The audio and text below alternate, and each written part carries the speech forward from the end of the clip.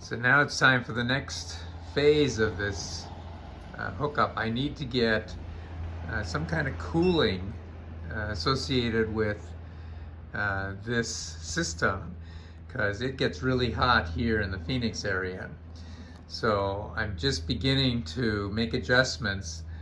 I've pulled out the barrel with all my junk in it, and I've got a smaller barrel now, so I'm thinking that there's just going to be enough room for a small air conditioner in there. You can see I've run the 6-inch ductwork behind all the boxes on my shelf, and the flexible piece comes out back here, and you can see I've got a vent up high and a vent down low here in the garage, so I can duct the warm air from the air conditioning out without cutting a hole in the wall just yet. I might do that later, but a lot of unknowns at this point. I don't want to be cutting too many holes in the wall. So my next step is to unbox this air conditioner and see how it works. Oops, let's go this way. And I will set the iPhone up on a tripod so you can see the unboxing. I did some research, and this small air conditioner has some pretty good reviews, so we'll see how it goes. So the other thing I want to do is disconnect the Delta Pros from the panel so that I can work on the Delta Pros without them being turned on or powering up. At 10 o'clock, and that's about 15 minutes, I normally start the charging process for the batteries. Obviously, I don't want that going on while I'm installing this AC, so I will temporarily disconnect things. Now, notice that I have pushed the pause button here, and I get an error, and then I get no electricity in the house, so that's not good. So I'm hoping that when I disconnect stuff and unpause the panel, I will at least get power into the house from the grid, so hang on. So you can see I've disconnected both Delta Pros, and now I put the panel back into resume. I've got the grid showing. Obviously there is no Delta Pros attached, so as it cranks into the period of time on the scheduler when I'm supposed to be charging, that'll probably generate some sort of an error, but this will give me a chance to start making the hookups for the AC. Okay, so now I'm going to unbox this AC unit. A little heavy, but not too bad.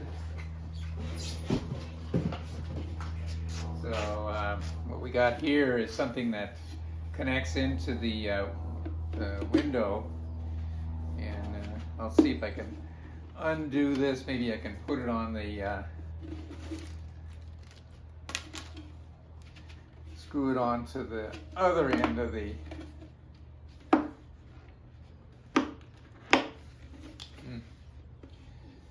let's see.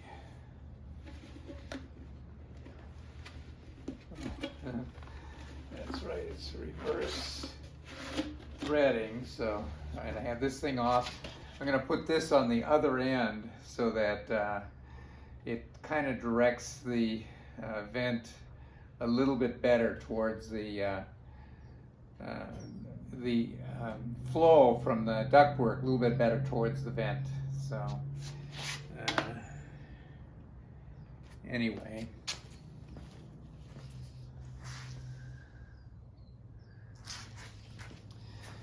So this is the vent piece. This is the piece that's going to connect to the back of the AC, and then connect. Let's see if you can see it here. Yeah, you can.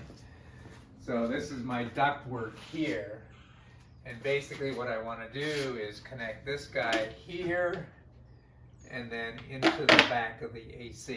So I think that'll work fine. This guy is to allow any water that comes out of the AC, because it does get humid later in the summer here in Phoenix area.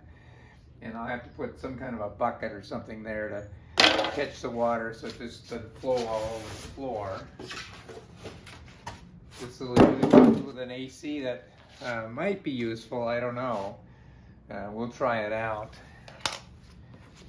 And there's a handle on it, so just like being in the Army, they'll have a 300 or 400 pound something or other, and they'll put a handle on it and say, yep, one man lift. Okay, so here we go. Here's the little AC. It's on wheels, which I don't really need, but at least it's up off the ground, so if it does get wet under there, the AC is off the ground.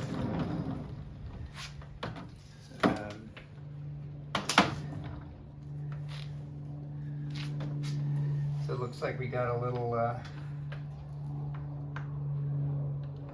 drain plug here on the bottom, which I don't think I'll be using, but you never know. Well, maybe that was the intent, was to have the drain down there that comes out. All right, so this guy connects up to this.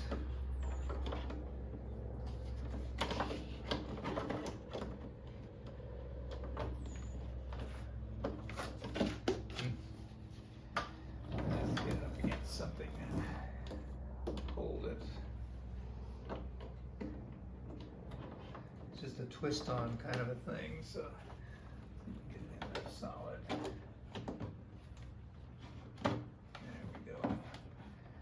Okay. Alright, so the issue now is to get this in here. So I'm going to have to take off a piece of the base here.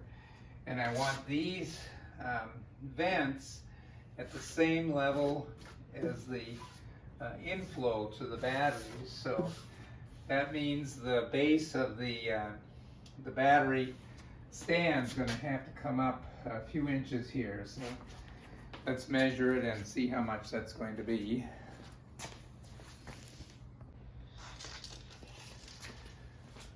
Okay, so here's the vent area for this guy, and it looks like I got to come up maybe 6-7 inches in order to get the same height here.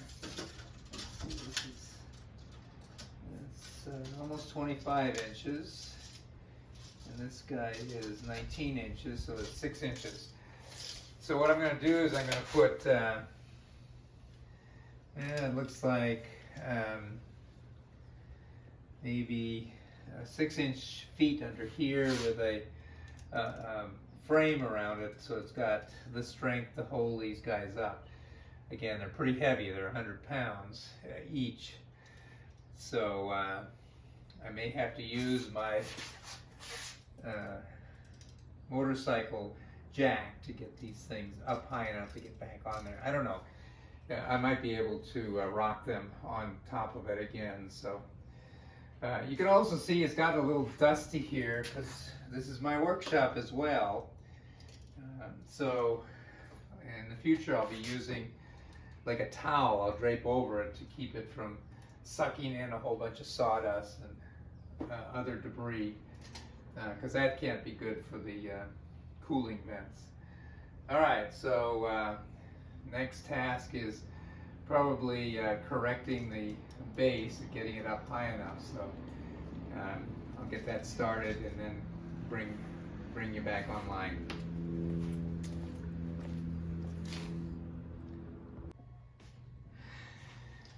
So you can see I've made 4 8-inch legs.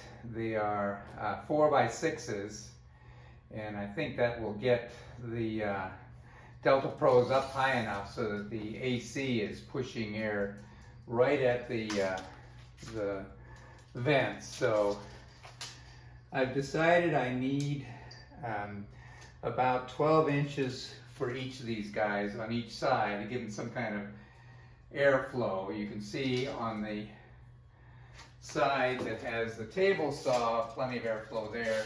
Here, not quite as much, but not bad, and I think it'll work out well. So I'm going to go ahead and screw these legs on, and then I'll put the Delta Pros up on top of that, and I'll save you a little bit of time. I'll go ahead and do that and then jump back on.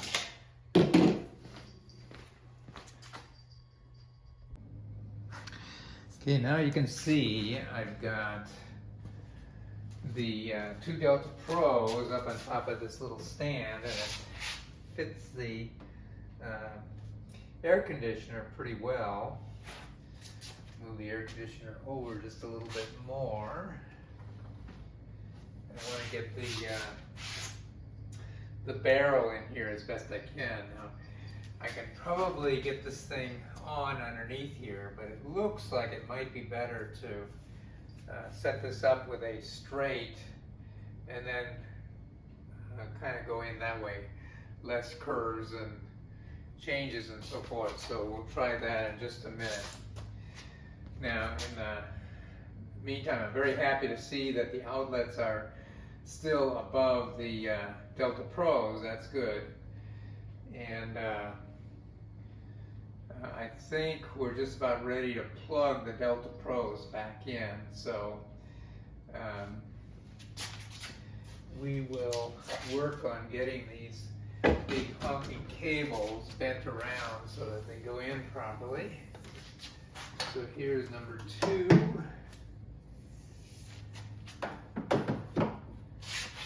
we'll get that in there.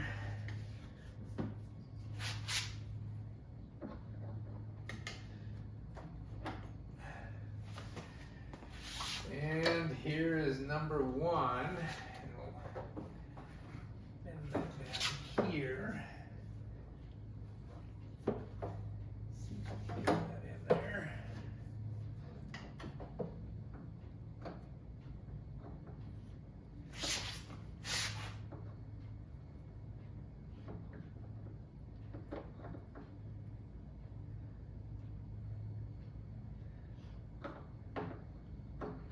There we go. So we hear the click. Come on. In you go.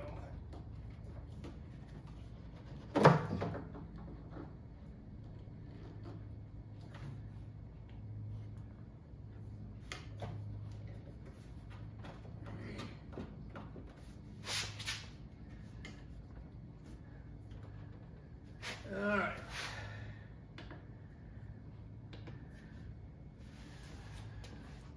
Let's see what we can do here.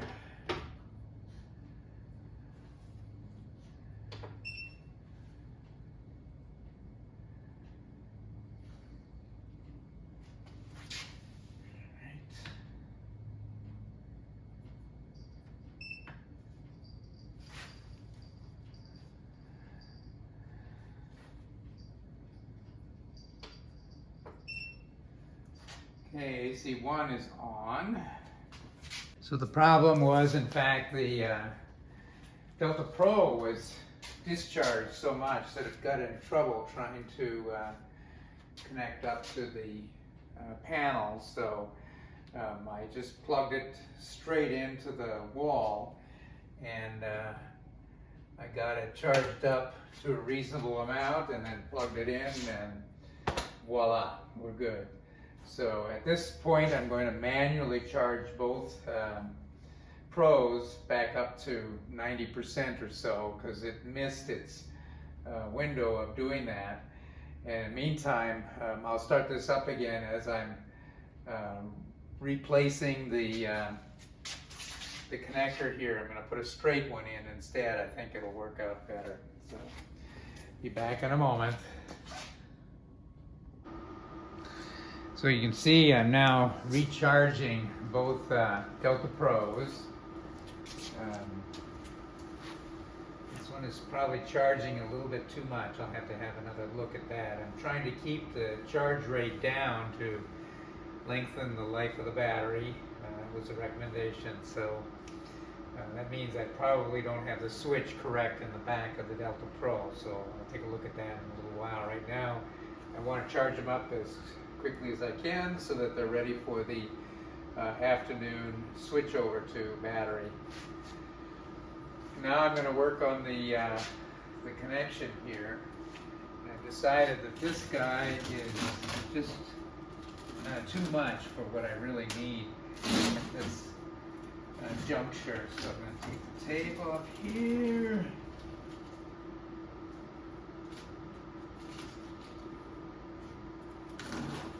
There we go.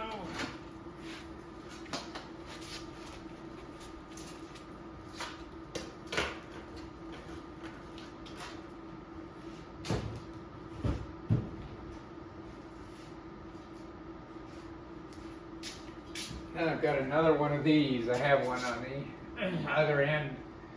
And one of the nice things about this little connector is it's fairly round.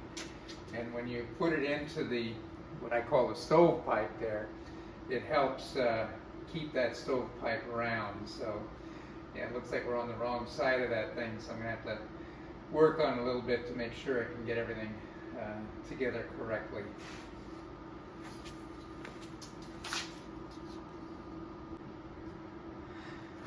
So here's what I did. I took that one section I showed you that was crimped on both ends, and I just cut the one end off. It's a little ragged, but it's going to get taped anyway, so I slide it on here, grab myself the white tape.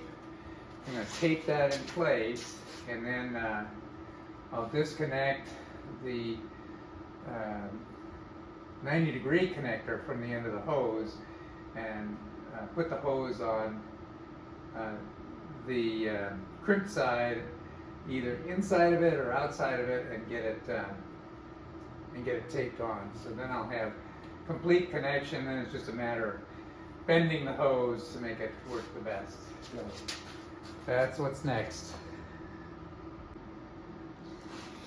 Okay, you can see I've got the AC unit sort of cocked at this point. Let me see if I can get that hood on top of there. This guy is basically going to look like this. And all I'm trying to do is direct air into the vents so that the air conditioning runs through this thing. And I'm sure there will be a zillion adjustments as I figure the best way for it. I do know that this AC has a timer on it, and the one time when I could see a potential problem with heat is the afternoon, so I'll make sure that between, I think it's 5 and 9 during the summer, for example, the AC is running at least on low, and see if we can keep these temperatures down in the 90-degree or so, even though it'll be 105, 110 here in the garage. So it's something we'll learn as we go. I'm going to try plugging it in now, and I'll come back to once I've plugged it in and everything seems to be starting up okay. The other thing I wanted to show you was I kind of showed you how the duct works behind the boxes on that second from the bottom shelf, and then I have flexible cable coming out, and I took the window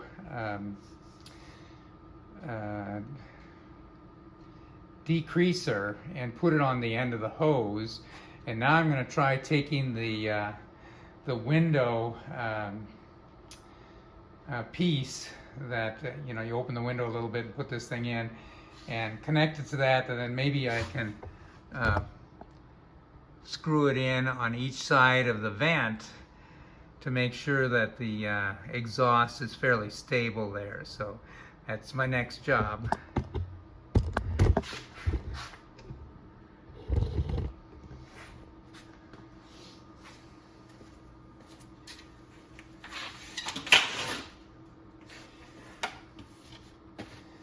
see how this thing is cut out and notched for the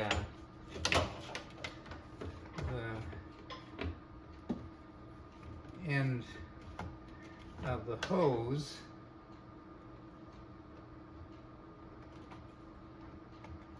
So I'm going to find out if there's a simple way to get this thing on, if it stays on, not, what have you, and see what we can do about getting that screwed in.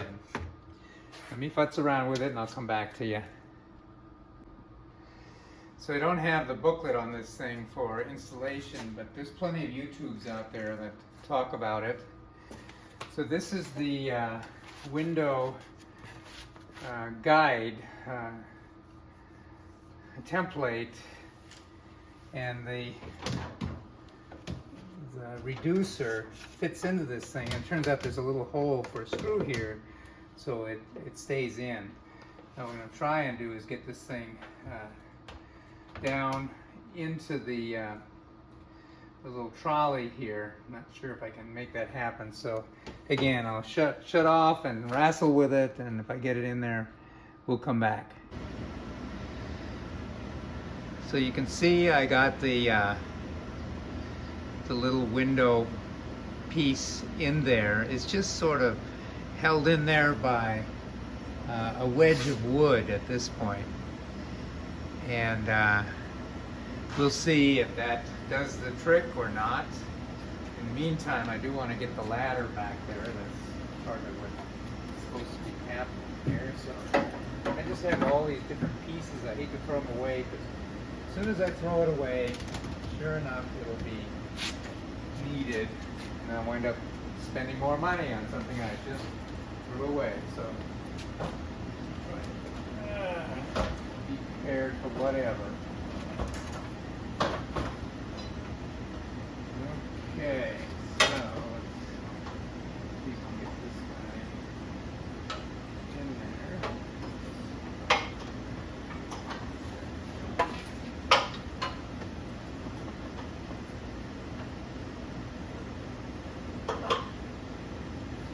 Alright, ladder's in place.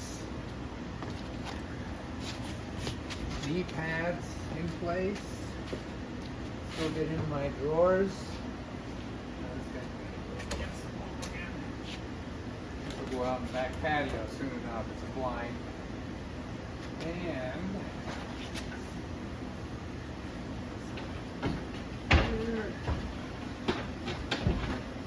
that, but you never know.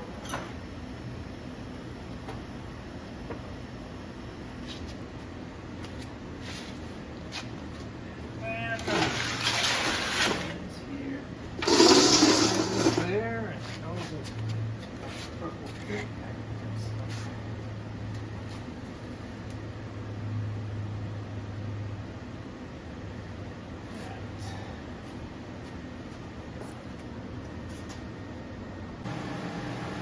Over here you can see I plugged the AC into my 20 amp circuit, and it looks like it has a ground fault interrupt as well as it's plugged into a ground fault interrupt. Not sure how that's going to work out, but we'll certainly give it a try. So far it's working okay. So I attempted just to start the thing from the panel, and there's probably a trick to it. So I wound up using the remote, and that worked fine. I have it set on air conditioning, low speed, and I need to understand how the timer works. If the timer is a one-time event, or if it can time every day, and if it's